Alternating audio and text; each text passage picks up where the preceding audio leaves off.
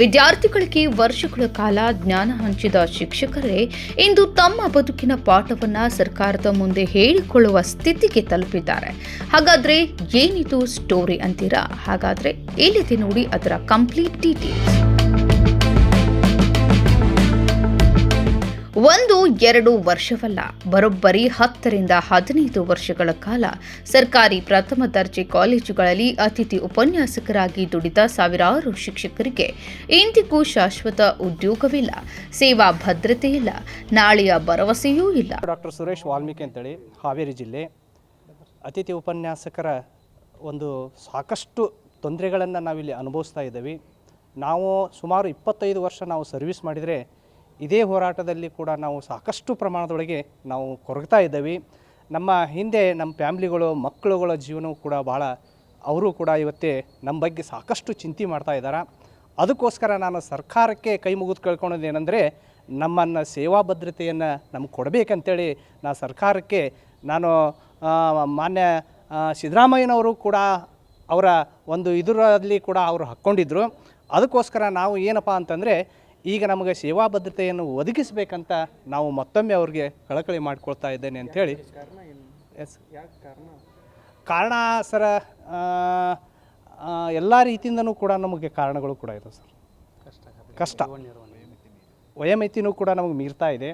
ಅದಕ್ಕೆ ದಯವಿಟ್ಟು ಇದನ್ನು ಅನುಕೂಲ ಮಾಡಿಕೊಡ್ಬೇಕಂತ ನಾವು ಸರ್ಕಾರದಲ್ಲಿ ಒಂದು ಮನವಿ ಮಾಡ್ಕೊಳ್ತಾ ಇದ್ದೀವಿ. ಯೌವನವನ್ನ ತರಗತಿ ಕೊಠಡಿಗಳಲ್ಲೇ ಕಳೆದ ಈ ಉಪನ್ಯಾಸಕರು ಇಂದು ಉದ್ಯೋಗ ಕಳೆದುಕೊಳ್ಳುವ ಭೀತಿಯಲ್ಲಿ ಬದುಕುತ್ತಿದ್ದಾರೆ. ಈ ವಯಸ್ಸಿನಲ್ಲಿ ಸೇವೆಯಿಂದ ಹೊರಬಿದ್ದರೆ ಹೊಸ ಉದ್ಯೋಗ ಸಿಗುವುದಿಲ್ಲ, ಅವರ ಕುಟುಂಬಗಳ ಬದುಕು ಅತಂತ್ರವಾಗಲಿದೆ ಎಂಬ ಆತಂಕ ದಿನದಿಂದ ದಿನಕ್ಕೆ ಹೆಚ್ಚುತ್ತಿದೆ. ಉಪನ್ಯಾಸಕರ ಸಮಸ್ಯೆ ಇವತ್ತಿನಿಂದಲ್ಲ, ಸುಮಾರು 25-30 ವರ್ಷಗಳ ಅವಧಿಯಲ್ಲಿ ಸೇವೆಯನ್ನು ಸಲ್ಲಿಸ್ತಾ ಬರ್ತಾ ಇರುವಂಥ ಅತಿಥಿ ಉಪನ್ಯಾಸಕರು ಬಡತನದಲ್ಲಿದ್ದಾರೆ. ಸಾಕಷ್ಟು ಜನರಿಗೆ ಇನ್ನೂ ಅವರಿಗೆ ಯಾವುದೇ ರೀತಿಯ ಭದ್ರತೆಗಳಿಲ್ಲದೆ ಬದುಕನ್ನು ಸಾಗಿಸ್ತಾ ಇದ್ದಾರೆ. ಸಾಕಷ್ಟು ಜನ ಅಸುನಿಗ್ತಾ ಇದ್ದಾರೆ. ಅವರಿಗೆ ಇಡೀ ಸಮಾಜವನ್ನು ಕಟ್ಟುವ ಜವಾಬ್ದಾರಿಯನ್ನು ಹೊತ್ತಂಥ ಒಬ್ಬ ಉಪನ್ಯಾಸಕ, ಒಬ್ಬ ಶಿಕ್ಷಕ, ಅವನಿಗೆ ಯಾವುದೇ ರೀತಿಯ ಭದ್ರತೆ ಇಲ್ಲದೆ ಹೋದರೆ ಸಮಾಜ ಯಾವ ರೀತಿಯಾಗಿ ಒಳಿತಿನ ಕಡೆಗೆ ಮುಖ ಮಾಡುತ್ತೆ ಅನ್ನೋ ದೊಡ್ಡ ಪ್ರಶ್ನೆ ಆಗುತ್ತೆ. ಹಾಗಾಗಿ ದಯಮಾಡಿ ಸರ್ಕಾರಕ್ಕೆ ನಾವು ಕೈ ಮುಗಿದು ಜೋಡಿಸ್ತೇವೆ. ನಮಗೆ ಅನುಕೂಲವನ್ನು ಮಾಡಿಕೊಡಿ, ನಮಗೆ ಸೇವಾ ಭದ್ರತೆಯನ್ನು ಕೊಡೋ ಮೂಲಕ ನಮ್ಮ ಉಪನ್ಯಾಸಕರ ಬದುಕಿಗೆ ಒಂದು ಆಧಾರವನ್ನು ಸೂಚಿಸಿ ಅಂತ ಹೇಳಿ ಈ ಮೂಲಕ ನಿಮ್ಮಲ್ಲಿ ವಿನಂತಿಸ್ಕೊಳ್ತೇವೆ.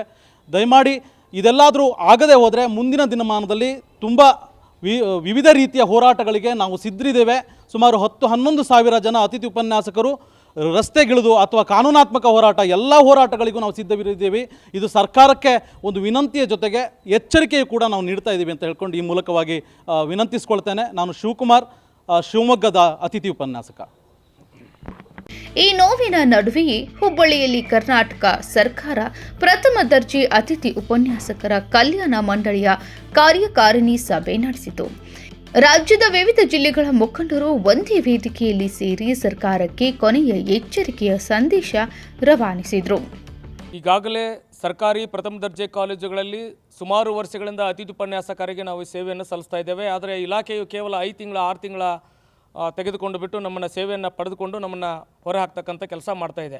ಈ ಹಿಂದೆನೂ ಕೂಡ ಮಾನ್ಯ ಸಿದ್ದರಾಮಯ್ಯನವರ ನೇತೃತ್ವದಲ್ಲಿ ಸಭೆಯನ್ನು ಮಾಡಿದಂಥ ವಿಧಾನಸೌಧದಲ್ಲಿ, ಅಂದರೆ ಅವರ ಗೃಹ ಕಚೇರಿಯಲ್ಲಿ ಕೃಷ್ಣಾದಲ್ಲಿ ಸಭೆಯನ್ನು ಮಾಡಿ ಅವರ ಅಧ್ಯಕ್ಷತೆಯಲ್ಲಿ ಅಂದಿನ ಉನ್ನತ ಶಿಕ್ಷಣ ಸಚಿವರಾಗಿರುವಂಥ ಸುಧಾಕರ್ ಸರ್ ಅವರ ಒಂದು ಉಪಸ್ಥಿತಿಯಲ್ಲಿ ನಾವು ಸಭೆಯನ್ನು ಮಾಡಿಕೊಂಡು ನಾವು ಇನ್ನು ಮೇಲೆ ಕೌನ್ಸಿಲಿಂಗ್ ಬೇಡ ಅಂತ ಕೂಡ ಹಲವಾರು ನಮಗೆ ಬೇಡಿಕೆಗಳ ಈಡೇರಲಿಕ್ಕೆ ಅವರು ಅನುಕೂಲ ಮಾಡಿಕೊಟ್ಟಿದ್ದರು. ಆದರೆ ಬರ್ತಾ ದಿನಕ್ಕೊಂದು ಆದೇಶ, ಉನ್ನತ ಶಿಕ್ಷಣ ಇಲಾಖೆಯ ಒಂದು ಆದೇಶಗಳಿಂದ ನಮ್ಮೆಲ್ಲ ಅತಿಥಿ ಉಪನ್ಯಾಸಕರು ಹೃದಯಕ್ಕೆ ಒಳಗಾಗ್ತಾ ಇದ್ದಾರೆ, ಅಂದರೆ ಅಸುನೀಗ್ತಾ ಇದ್ದಾರೆ. ಹಾಗಾಗಿ ನಾನು ಕೇಳ್ಕೊಳ್ತಾ ಇಷ್ಟೇ, ಸುಮಾರು ವರ್ಷಗಳಿಂದ ನಾವು ಹೋರಾಟವನ್ನು ಮಾಡಿದ್ದೇವೆ.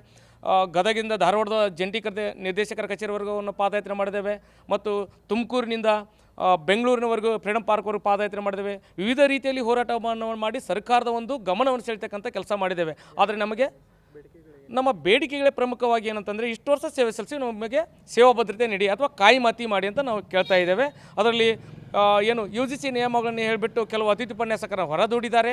ಯಾಕಂದರೆ ಮಾಸ್ಟರ್ ಡಿಗ್ರಿಯನ್ನು ಮಾಡ್ಕೊಂಡು ಪಾಠ ಮಾಡಿದಂಥ ಅತಿಥಿ ಉಪನ್ಯಾಸಕರ ಕೈಯಲ್ಲಿ ಕಲಿತಂಥ ವಿದ್ಯಾರ್ಥಿಗಳು ಎಷ್ಟೋ ಉನ್ನತ ಇಲಾಖೆಗಳಲ್ಲಿ ಸೇವೆಯನ್ನು ಸಲ್ಲಿಸ್ತಾ ಇದ್ದಾರೆ ಸರ್ಕಾರಿ ಹುದ್ದೆಗಳನ್ನು ಪಡ್ಕೊಂಡು.